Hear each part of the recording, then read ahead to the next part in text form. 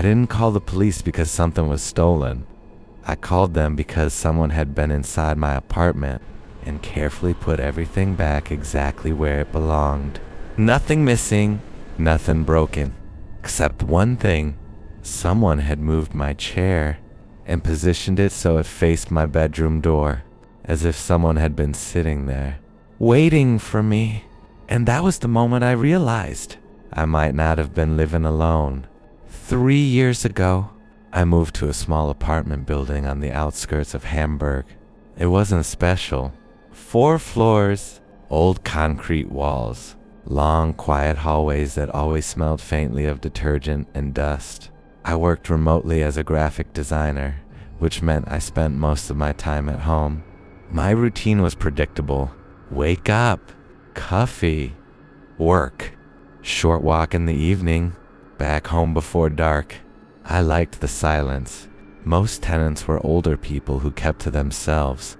The only apartment that seemed permanently occupied but strangely inactive was apartment 307.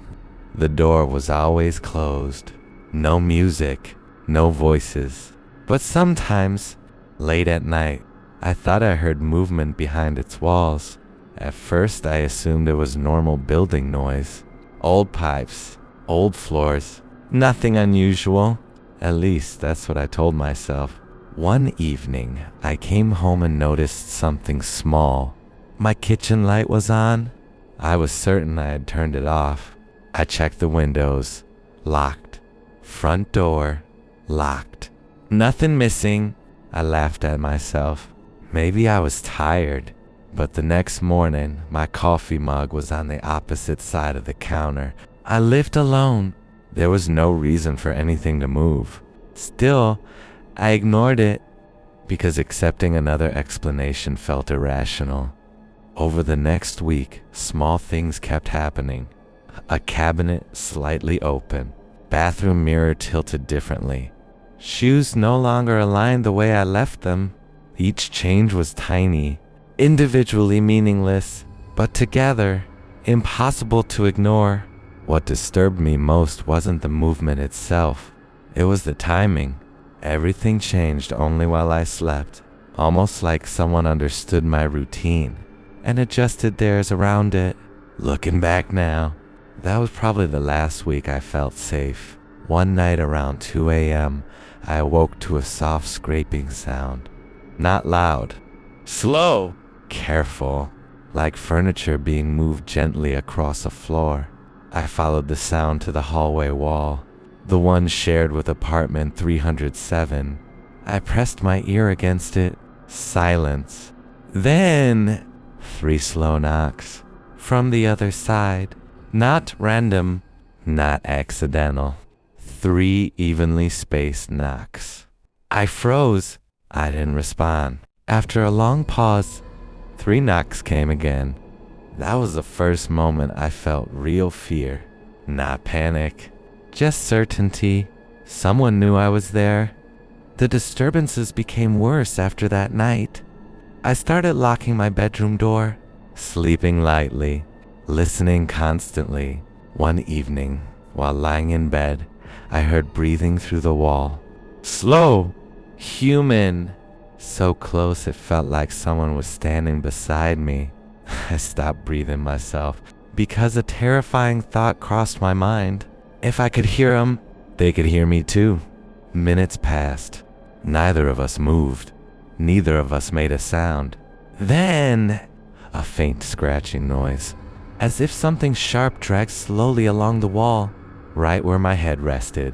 The next morning, I inspected the wall carefully. There were thin lines in the paint, short marks, grouped together, like tally marks. I counted them, 37. That afternoon, curiosity overcame fear. I knocked on apartment 307. No answer. The landlord opened it later with a spare key. Inside was almost empty.